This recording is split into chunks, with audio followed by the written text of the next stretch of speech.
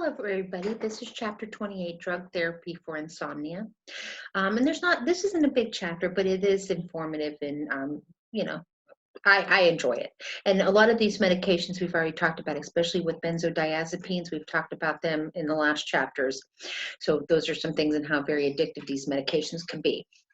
But usually drugs for insomnia, we mostly prescribe these drugs.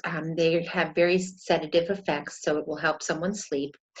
We can order them benzodiazepine receptor agonist. We can order them benzodiazepines. We can prescribe barbiturates. We can give antihistamines. Remember, Benadryl is an antihistamine drug, and the big side effect for it is it can make them drowsy. So that's an effect that we do use for it. But remember, also antihistamines will dry you up too. And there's sedating antidepressant drugs that they can use. And then there's also skeletal muscle relaxants. So sometimes we can give muscle relaxers to help relax a person and help them sleep. So on page 451, as well as 452, are our common insomnia drugs. Enzolpidem, Ambien is probably a big one that we use out there that is prescribed. Let me see. Temazepam, which is Restoril, we use that, and that's a benzodiazepine. So those are kind of like the big ones. Esopitoclone, which is Lunesta, they also use that. So those are like the big ones that I'm used to. But like I said, those are some. Now, side effects. Side effects for these medications, they're on page 452. Surprise, surprise, if they're used for insomnia for people who cannot sleep, guess what? You're going to see a lot of neurological things. So in this case, you're going to see drowsiness. You're going to see dizziness, headache, GI discomfort, and dry mouth. Because remember, some of these medications can dry your mouth, like the antihistamine can definitely do that. So those are the common ones. Now, if I break them apart, benzodiazepine receptor agonists can cause amnesia, so people can actually forget.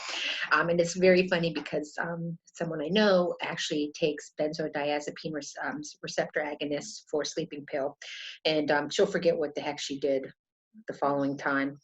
Sometimes you get daytime drowsiness. You can get dizziness, feeling of being drugged because you didn't get enough sleep and it's just you're tired. Zolaplam or Sonato can cause hallucinations, impaired memory, impaired psychomotor functions, which is a brief time after taking. And benzodiazepines itself, we talked about, can cause confusion, daytime drowsiness, decreased ability to concentrate, dizziness, headache, lethargy, blurred vision, and it can cause some GI upset, especially constipation. It can cause nausea, vomiting, and diarrhea too. Now, adverse effects to these medications is they are metabolized by the liver and excreted by the kidneys. So you definitely have to make sure you do not have any liver or kidney problems beforehand because it will cause an increased concentration of the med. And if you have an increased concentration of the med, what does that do? It will put you at risk for increased side effects and adverse effects, which we don't want. It can cause a lot of kidney and liver problems. Benzodiazepine receptor agonist, and this is important, can cause that somnambulism or sleepwalking. So it actually can cause those issues. And you'd be amazed how many people, and like I said, the same nurse who couldn't remember anything, she also sleptwalked. She used to get into her car and drive off somewhere. And then when she'd wake up, she was like, where the heck am I today? So they actually had to start hiding her keys. They got locks that you had to unlock with the key. So she couldn't leave the house because she would walk around. Some people I've seen who've heard that take the benzodiazepine receptor agonist will actually sleepwalk. We even have one of the nurse's husbands, he walks, so he goes to the kitchen and he eats, and mostly she says it's peanut butter. He goes for the peanut butter, and then she has peanut butter all over her kitchen, so they kind of have to hide the peanut butter, but he will get up and actually walk. So like I said, besides you can have the sleep eating, you can have the sleep driving, you have to be very cautious because that's not good because people don't remember, why did I do this? Benzodiazepines, I talked again, are very addictive meds. It happens within a few weeks or months of regular use. That's why they're only prescribed for a certain amount of time. Remember, the reversal for benzodiazepines is flumazenil or romazicon. That is the reversal for benzodiazepine overdoses. And usually, sometimes you may need more than one dose to reverse them out of there. It doesn't reverse respiratory dysfunction. So if someone is having respiratory problems, it will not reverse that. So they may have to be on mechanical ventilation until that that comes out. But benzodiazepines is flumazenil or romazicon is the antidote for that, and that will help with that. We definitely do not want to give to anyone who has a seizure disorder. If you give flumazenil or romazicon to reverse someone, you can actually cause, you will lower the seizure threshold, and that will actually cause a seizure to occur. And we do not want that. We want them to be okay. But the problem is these medications shouldn't be prescribed on a long period of time because the addictive property to them. And, if they do reverse them, then we can cause a seizure for these patients. And that's for any time with benzos. If they're on them for a long period of time and you reverse them because maybe they overdosed or they're too sleepy and we have to reverse them out of that, we can actually cause them to have a seizure. So we have to very closely monitor them for seizure activity. So what are we going to do before we give these meds? We're going to know about the patient's sleep pattern. When do they sleep? Do they work nighttime? Do they work daytime?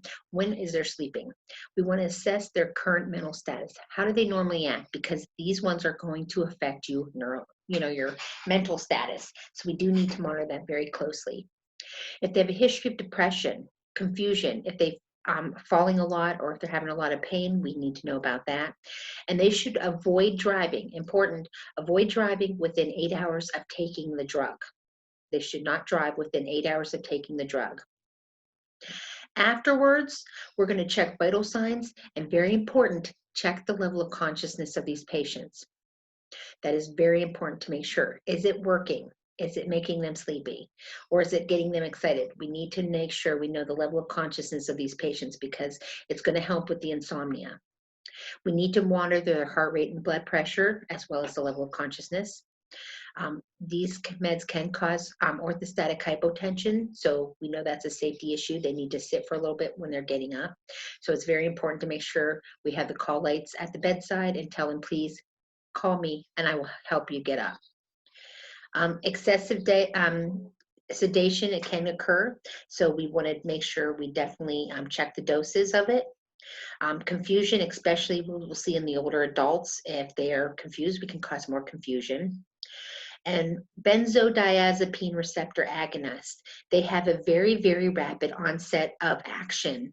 So they need to go to bed immediately after taking because it will kick in within 15 to 30 minutes. So that's why they should not be taking it while they're driving, or I'm going to take it before I go home. No, you take it when you are ready to go bed.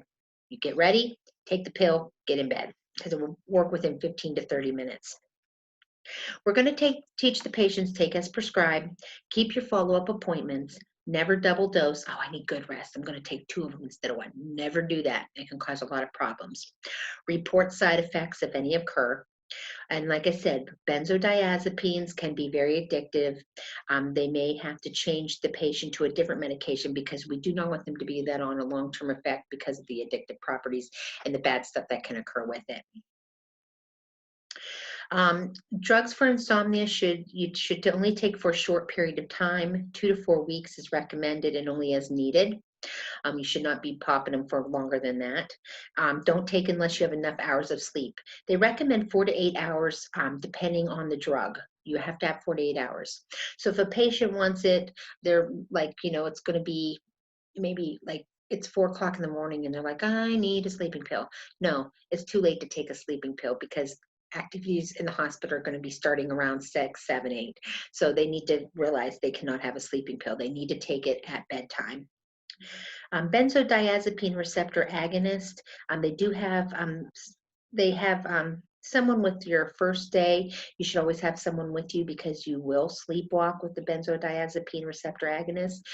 So safety is a big concern because you got to watch them very closely because they will do the sleepwalking. They need to go to bed immediately due to the quick onset.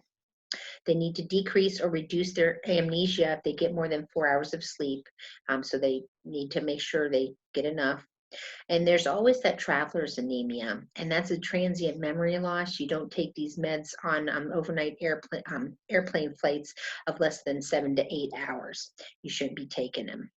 And avoid driving at all costs while you're on these meds because you don't know falling asleep is not a good thing and you can cause accidents. No alcohol because of CNS depressant issues will make you more drowsy. And some of these you do have to wear sunscreen and protective clothing when you go out. Now, the pediatric population, they're going to have that paradoxical effects. They're going to be totally opposite. And really, we shouldn't be giving kids sleeping pills to go to sleep.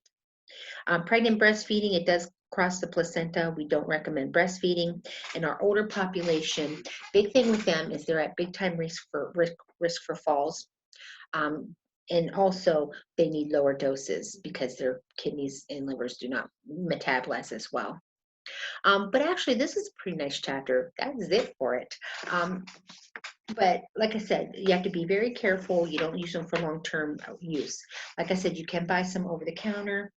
You can get prescription strength. Remember, over the counter, you can get some like Tylenol PM. There's other things out there. People use diphenhydramine or Benadryl. Benadryl because the antihistamine to cause those sedation effects I already talked about. But you have to remember, especially monitor for people who are sleepwalking, just to be careful that they don't get harmed. Because like I said, a lot of these people will leave the house. And safety is a big concern because of all the neurological effects, the drowsiness, the dizziness, the sleepiness. We want to make sure there's safety. So no getting out in the world and driving, and go to bed ASAP. So any questions on insomnia, that is chapter, again, 28. Message me with any concerns. Guys, have a great one, and I'll see you soon.